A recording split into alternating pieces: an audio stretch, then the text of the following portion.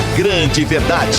Política. A reeleição que não aconteceu. Rodrigo Maia e Davi Alcolumbre estavam esperando a reeleição, né? Graças a um movimento, uma manobra que eles contavam com o Supremo Tribunal Federal, que não rolou. Por 6 votos a 5, o STF barrou esse sonho do Maia e do Alcolumbre. Votaram contra a mudar a Constituição. Luiz Fux, Edson Fachin, Luiz Roberto Barroso, Carmen Lúcia, Rosa Weber e Marco Aurélio Mello. A favor de Rodrigo Maia e Alcolumbre, votaram Gilmar Mendes, Lewandowski, Toffoli e Alexandre de Moraes. Eu vou perguntar primeiro... Faltou o Cássio, que você ficou meio a meio, né? Então... O Cássio ficou... Ele votou a favor do Alcolumbre. Um voto esquisito, a favor de um e contra o outro, né? É claro, porque o Bolsonaro não queria só o Maia. Para ele, o Alcolumbre tá tudo bem. É muito isso, né, Tonelli? Muito isso. Ficou muito descaradamente cara de isso. pau, Então, vamos lá, vamos explicar. Tonelli, por favor. O que diz a Constituição? Assim, olha, o parágrafo 4º do artigo 57 da Constituição afirma que o mandato dos presidentes da Câmara e do Senado é de 2 anos e proíbe a reeleição dentro da mesma legislatura ao afirmar, abre aspas, que está vedada a recondução para o mesmo cargo na eleição imediatamente subsequente. Na sexta-feira eu achei aqui e falei no ar que Alcolumbre e Maia iriam ganhar o direito de se reeleger com base num voto do ministro Gilmar Mendes, que eu achei que todos iam seguir, que ele falava que o artigo 57 da Constituição segue o ato institucional número 16, proclamado pela ditadura militar, por isso não valeria. Mas, enfim, acabaram ganhando os garantistas da Constituição. Marcelo, escuta, e aí, hein? Sim. Parecia, como o Tonelli falou, parecia que estava tudo definido na sexta-feira. Você já começou falando isso. O que aconteceu? Até sexta-feira estava tudo definido mesmo. Já tinha o posicionamento do STF. Até então era favorável a essa... sim, aí eu vou colocar uma opinião muito pessoal. Eu sou sempre legalista. A Constituição diz que não pode, então não pode. Se você quiser fazer algo diferente, você que mude a Constituição. Só que estava tendo um acordo ali para que tivesse maioria no STF. Eu não sei quem roeu a corda e nem por quê. Eu acredito que o ministro Fux e o ministro Barroso, preocupados com a repercussão, são duas coisas. Preocupados com a repercussão que essa, sei lá, como essa manobra mesmo, eu acho que é o nome certo, teria na sociedade, e também com uma outra coisa super importante, que se eles fizessem essa manobra, ficaria claro o poder do ministro Gilmar Mendes. E eles são da turma contrária do Gilmar Mendes. Então, eles preferiram romper um acordo que já devia ter sido feito há meses, do que dar mais peso político para o Gilmar Mendes e ainda assim carregar para o STF todo uma mácula na sua atividade, né? Porque não cabe ao STF legislar, cabe ao STF simplesmente assegurar a Constituição. Né? O que aconteceu, se ele mudasse essa regra, ele estaria legislando. O caminho certo, em minha opinião, seria o presidente Maia, junto com o presidente Davi Alcolumbre, encaminhar uma proposta de emenda constitucional, que é uma PEC. E aí sim mudar essa história da reeleição pela PEC, que foi o que o Fernando Henrique fez. A gente só tem reeleição para presidente no Brasil e para cargos no executivo, porque o Fernando Henrique, naquela época, depois do primeiro mandato, ele fez uma PEC e mudou a Constituição. E comprou os deputados comprou os deputados $100 mil cada um para votar na emenda da reeleição. Caso do senhor X. Quisera eu que fosse barato assim comprar um deputado, viu? Porque assim, $100 mil eu acho que é pouco. Ainda mais que naquela época o dólar estava 1 para 1. Eu acho que não é muito animador, não. Eu acho que a conta do favor é mais cara. Cotação da época. Cotação da época. Hoje o valor é outro, né? Seria outro. Naquela época, os deputados comprados podiam vir com defeito. Hoje você não corre mais esse... De qualquer forma, eu achei que o ponto importante disso é que a Constituição foi respeitada, né? Acho que é o ponto principal disso tudo, né? E vem um outro cenário agora, que é tirar os políticos da zona de conforto, porque estava todo mundo dando como favas contadas essa reeleição, né? Então, assim, sai todo mundo da zona de conforto. negócio aí que eu acho que a gente tem que ponderar, entendeu? A Constituição foi respeitada, mas não foi respeitada por motivos republicanos. Foi respeitada por politicagem. Então, assim, você respeita por politicagem, você desrespeita também. Bom, não temos garantia de que uma outra situação ela possa ser lida de outra forma, né? A gente está entendendo a lei e as palavras de uma forma e a interpretação dos ministros possa vir de outra. Mas é a lição que a gente tira desse episódio, né? Porque como a gente como você falou e a gente falou aqui, seria fugir das normas. Está escrito lá que não pode ter reeleição. O Rodrigo Maia pegou o mandato tampão, pegou um segundo mandato, estava no terceiro. Lembrem-se que o artigo 13 da mesma Constituição diz que senador só pode ser preso mediante flagrante delito e, no entanto, o STF desrespeitou a Constituição e prendeu o senador Delcídio do Amaral. Yes. Sim, não, tem mais coisa aí, gente. Assim, provavelmente lá para março vai ser pautada aquela história do Lula de novo, assim. Não vai ser a história da prisão em segunda instância, mas só para lembrar vocês, a gente já teve a discussão da prisão em segunda instância, a Constituição garante até o último recurso. Mas aí, naquele momento, a sociedade falou, não, a Constituição garante, mas não quero saber, eu quero que seja preso na primeira instância. Então a gente precisa só tomar uma posição, afinal, a gente é legalista ou não? É só isso. Porque ser legalista quando convém, aí é hipocrisia, aí é safadeza. Então, assim, ou a gente é a favor da Constituição, ou vamos escrever uma outra. Então, você está dizendo aí, Vitorino, que os motivos reais que levaram a essa decisão do STF foram outros. Teve politicagem. Foram. Enfim, a gente vai esclarecer melhor isso aí. Mas você não acha isso agora também... é uma palhaçada. Mas você não acha também... Você não acha também que a repercussão, caso mexessem no texto constitucional de modo a beneficiar Maia e Alcolumbre e permitissem a reeleição, você não acha que a repercussão disso seria monstruosa, seria terrível? É infinitamente pior mexer na Constituição para a reeleição dos dois. Eu não tenho dúvida nenhuma. A única coisa que eu estou ponderando é o seguinte, agora que a gente não quer, teoricamente, né, a população não quer uma reeleição, é legal a gente ser constitucionalista. Agora, quando é para manter o cara fazendo defesa até depois da segunda instância, a gente é contra. Não. Entendi. Afinal, ou a gente é contra ou a gente é a favor. Tem que ter coerência. Então, é só isso que eu estou ponderando. Porque senão fica uma história de torcida. E o judiciário vem jogando para a torcida.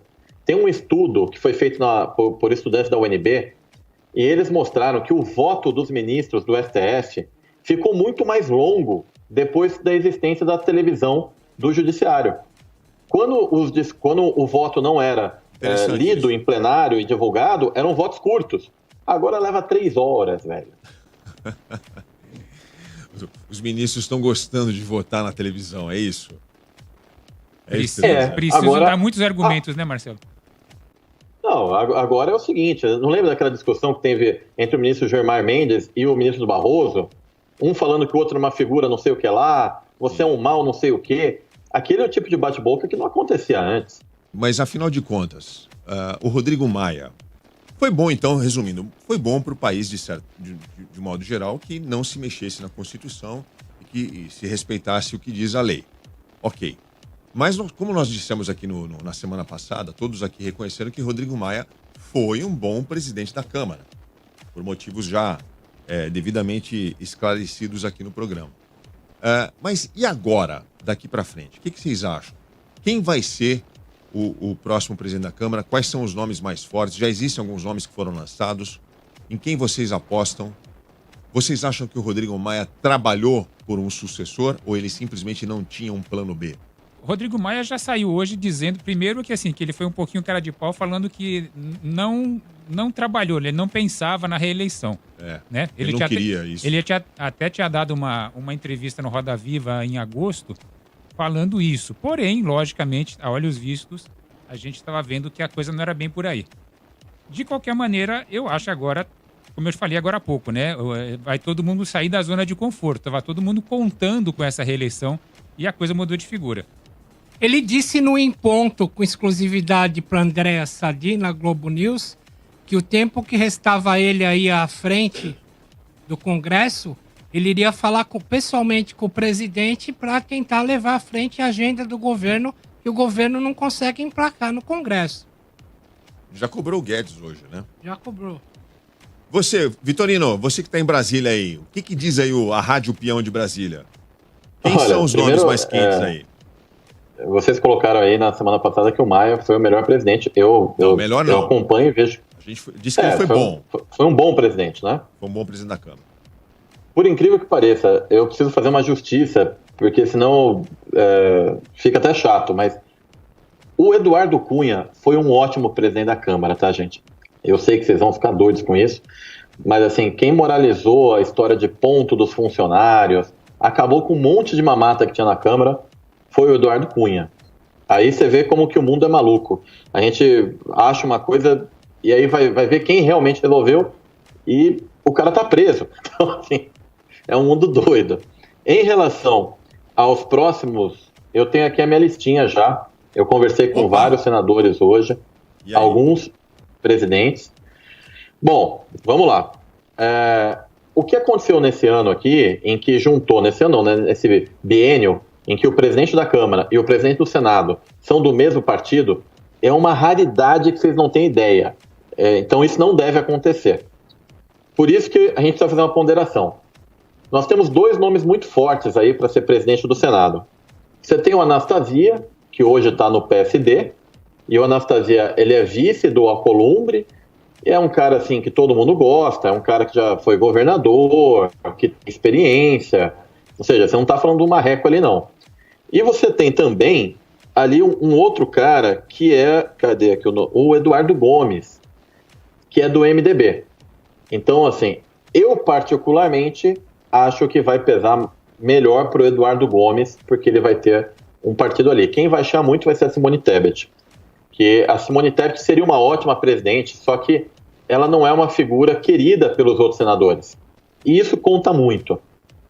Tá? Então, provavelmente... Você está falando de nomes aí, nomes para o lugar do Alcolumbre, né? Sim, é porque você define primeiro dele e depois você define o do Maia, entendeu? Quem são os nomes que você apurou para o lugar do Rodrigo Maia? Tem? Tem nome sim. Assim, os dois principais, que devem ser um ou outro, dependendo da composição, eu acredito que deve ser Baleia Rossi, que é do MDB, que hoje é presidente do MDB, e você tem também o Arthur Lira, que tem ali um peso. O que pesa contra o Arthur Lira? O fato dele ser um parlamentar, vamos dizer assim, ele entrega o que promete. O Arthur Lira é um cara que ele faz o acordo e entrega o que promete. Só que é o seguinte, ele é um cara do acordo. Então, se o Bolsonaro quiser governar com ele, ele vai ter que entregar a alma, os netos, vai ser um negócio a longo prazo. E o Baleia Rossi não tem essa pegada tão, vamos dizer assim, negociadora quanto o Arthur Lira. Porém, ele não é tão alinhado ao Bolsonaro. Agora, você não pode ter, de novo, presidente da Câmara e presidente do Senado no mesmo partido. Por isso que primeiro vai ser definido o presidente do Senado. Hoje saiu o nome do Marcos Pereira. Foi ventilado o nome dele também para o lugar do Maia. Você acha que ele tem chance?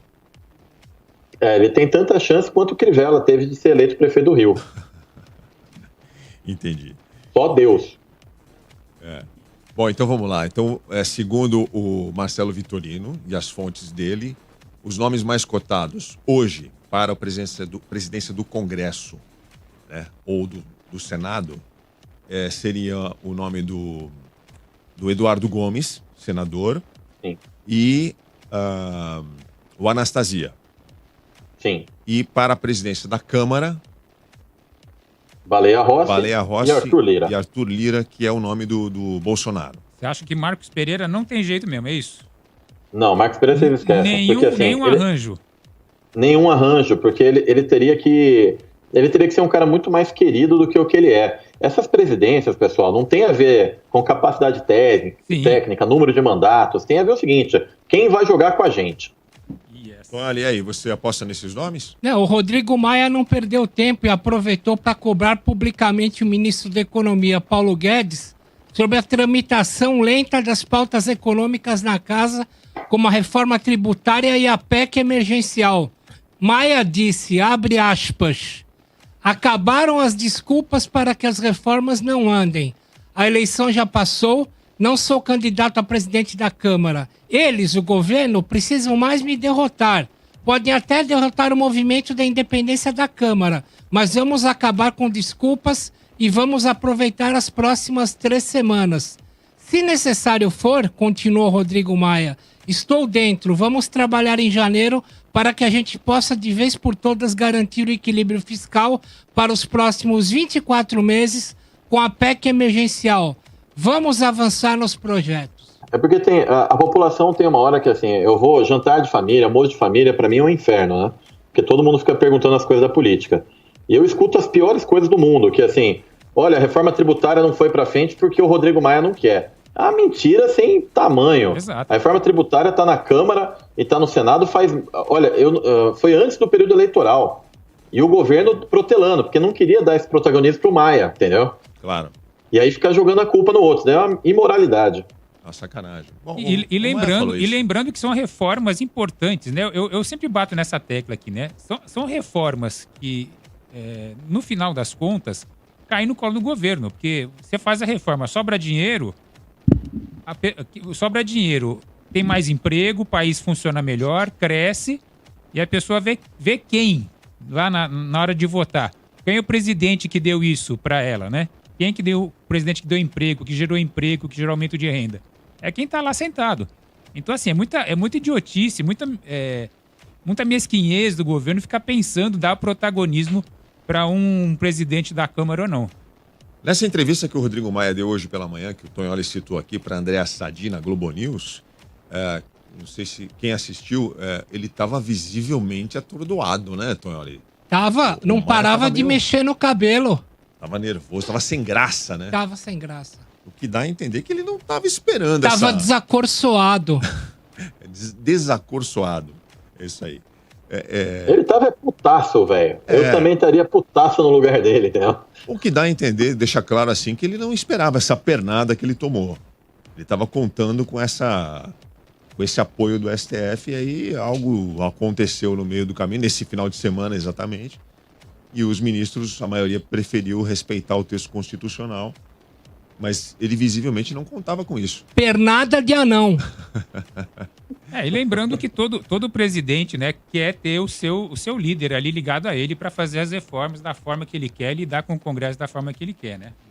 O Bolsonaro, o Rodrigo Maia, aliás, bem ou mal, não criou tantos problemas assim para o governo, né? A gente tem que reconhecer isso. Quem criou problemas para o governo foi o próprio governo. Ô, Vitorino, quais são as chances do Arthur Lira conseguir, hein? O candidato do Bolsonaro. São grandes, principalmente se o Eduardo Gomes for presidente do Senado. Porque aí é um acordo, né? O MDB meio que fica satisfeito, fica contemplado com a presidência do Senado e ele tem que tirar o time de campo na presidência da Câmara, o que pode favorecer o Arthur Lira, com certeza. Aí as chances são grandes. A definição é em fevereiro, não é isso? Então tem muita água para rolar até lá. E assim, mas eu acho que não vai fugir muito desses nomes, porque a eleição do Alcolumbre foi uma eleição totalmente atípica, né? Porque teve uma história contra o Renan, o pessoal estava votando abertamente. A gente tem que relembrar, o Davi Alcolumbre, ele não era o primeiro time do Democratas. Foi uma manobra para tirar o Renan. Só que aí teve uma divisão lá dentro. Você tem 2 blocos hoje de Senado. E tem uma coisa super importante também que eu não falei, mas acho legal falar. Você tem uma renovação muito grande no Senado na última eleição. Em 2018, a maior parte de quem foi a pleito foi renovada. Então, agora o que vai se disputar? É uma briga entre a turma da velha guarda e essa galera da nova guarda que fica sendo instigada pelo Álvaro Dias. O Álvaro Dias, o sonho dele é ser presidente do Senado, ser presidente do planeta, é ser dono da gente. Então, ele quer esse negócio a todo custo, ele insuflou um pessoal lá chamado, eu acho que é Renova Senado, ou alguma coisa parecida. Então você tem hoje a disputa entre a velha guarda e essa nova turma, com a presença do Álvaro Dias. Janeiro vai ser um mês quente, apesar do recesso, né, Marcelo Vitorino? Cara, depende do caso, os caras cancelam o recesso, tá? Porque até agora o Congresso não voltou a funcionar presencialmente, tá todo mundo virtual ainda. Então, depende do caso. Se resolverem, se o Maia quiser tratorar, por exemplo, ele combina com o Alcolumbre e fala, já que a gente vai sair mesmo, Vamos tocar a piroca aqui e vamos fazer as reformas. Cuidado com os queremos termos. jogo. Eu acho que eles podem dar uma de doido assim e fazer janeiro. Vamos ver, vamos acompanhar. Ué, Janeiro a gente vai não estar pode aqui. viajar mesmo? Tá todo mundo sem poder viajar pra fora? Janeiro a gente vai estar aqui. Vamos acompanhar. A grande verdade.